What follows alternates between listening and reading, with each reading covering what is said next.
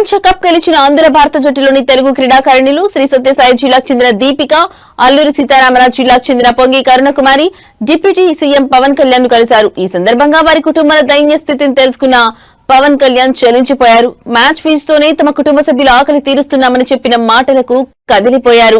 వెంటనే వారి కుటుంబాలకు అండగా నిలవాలని నిర్ణయించుకున్నారు. వెంటనే రెండు కుటుంబాలకు అవసరమైన టీవీలు, టేబుల్ ఫ్యాన్లు, మిక్సర్ గ్రైండర్, ప్రెషర్ కుక్కర్లు, పాత్రలు, దుప్పట్లు, కుటుంబ సభ్యులకు నూతన వస్త్రాలు, నెల రోజులకు సరిపడా నిత్యావసర సరుకులు వంటివి సమకూర్చారు.